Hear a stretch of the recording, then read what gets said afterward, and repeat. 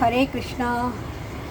ஒரு சாத்வீகமான தக்காளி சாதம் தான், தக்காளி சட்னி பண்ண போகிறேன், தொக்கு மாதிரி. அது நம்ம வந்து ஃப்ரிட்ஜில் வச்சு பாட்டிலில், கண்ணாடி பாட்டிலில் ரொப்பி நம்ம ஃப்ரிட்ஜில் வச்சு எப்போ வேணுமோ தேவைக்கு நம்ம எடுத்துக்கலாம். இது வந்து ஒரு 5-6 தக்காளி நான் வந்து நல்லா பழமான தக்காளி, ரைப்பான தக்காளி நல்லா அரைச்சுண்டேன். இது நல்லா பேஸ்ட்டாக.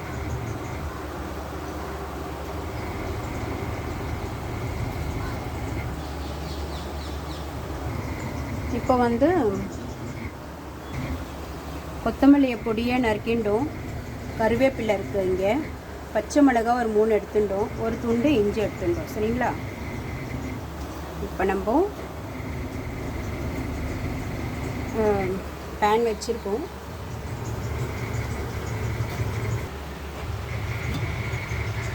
எண்ணெய், நல்லெண்ணெய்.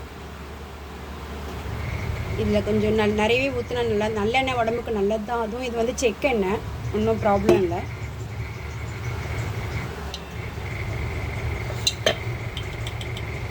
கடுகு,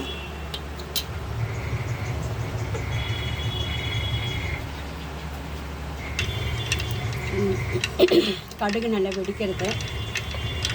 இப்போ நம்ம உளுத்தம்பருப்பு போட்டுப்போம்.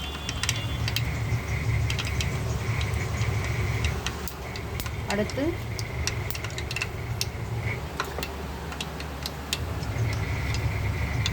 சீரகம், கருவேப்பிலை, பச்சை மிளகாய்,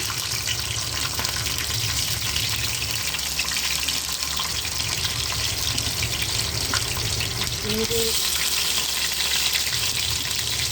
கொத்தமல்லி. ஏன்னா நம்ம வந்து வச்சு சாப்பிட போகிறோம், அதனால் கொத்தமல்லியும் நம்ம எண்ணெயில் வதக்கிடணும், அப்போ தான் அது கெடாது.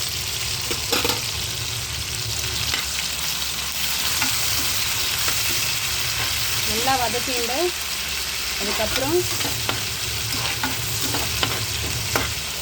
ஏன்னா நம்ம வந்து கொரியண்டர் பவுடர் போட போகிறதில்ல, வெறும் சில்லி பவுடர், ஹல்தி பவுடர் தான் போட போகிறோம், மஞ்சத்தூளும். ஸோ அதனால் நம்ம வந்து இந்த கொத்தமல்லி நம்ம போட்டு தான் ஆகணும், அப்போ தான் நல்லாயிருக்கும். ஏன்னா கொத்தமல்லி பவுடர் நம்ம போடல, அதனால் கொத்தமல்லி தழையை நம்ம யூஸ் பண்ணுறோம்.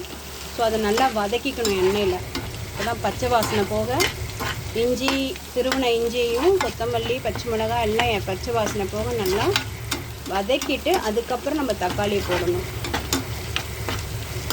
இது வந்து சாத்வீகமான தக்காளி தொக்கு. இதில் பூண்டு, வெங்காயம் கிடையாது. ஹரே கிருஷ்ணா. பகவான் ஸ்ரீகிருஷ்ணன் சொல்கிறாரு, வெங்காயம் பூண்டை சாப்பிடாதீங்க, அது சாத்வீகமான நேச்சர் கொடுக்காது. அதாவது கோபம், குரோதம், பொறாமை அதெல்லாம் சொல்லுவாங்கல்ல, அதெல்லாம் அது சாப்பிடலன்னா அப்படிலாம் வராதான். நான் உண்மையிலே நான் ஒரு 7 வருஷமாக நான் இதெல்லாம் சாப்பிட்றதில்ல. உண்மையிலே நான் ரொம்ப கூலாக தான் ஆகிட்டேன், எனக்கு கோபம் எல்லாம் வர்றதில்லை. யாராவது எதாவது சொன்னால் கூட சொல்லிட்டு போட்டோம் அப்படின்னு நான் பாட்டு போயிட்டே இருக்கேன். உண்மைதான் இது.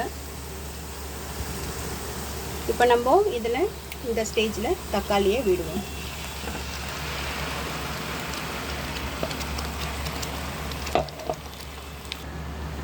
தேவையான அளவுக்கு உப்பு போடுவோம், தேவைப்பட்ட அப்புறம் போட்டுக்கலாம். மஞ்சள் பொடி போடுறேன்,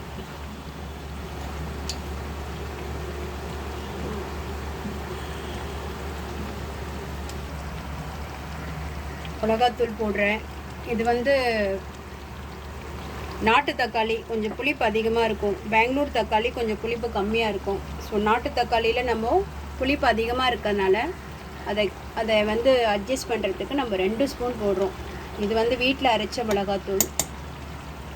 நான் எல்லாமே வீட்டில் தான் அரைப்பேன், எதுவுமே பவுடர்ஸ் வெளியில் வாங்குறதில்ல. சாம்பார் பொடி, ரசப்பொடி, மிளகா பொடி, தனியா பொடி கூட தனியா வாங்கி வறுத்து நான் வீட்டிலேயே மிக்சியில் அரைச்சிப்பேன்.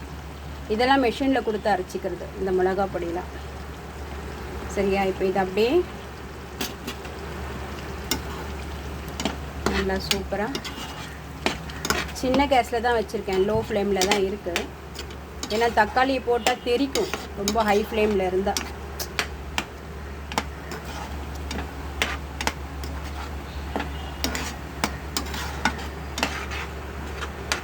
சாத்வீகமான தக்காளி தொக்கு வேகட்டும்.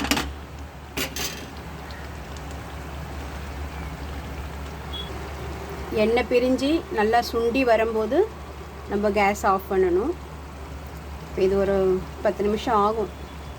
மூடி வச்சிடுவோம். இந்த ஸ்டேஜில் கசூரி மெத்தி அது கொஞ்சம் போட்டுடணும். நல்லா டேஸ்ட்டாக இருக்கும். அடுத்து இந்த பெருங்காயம்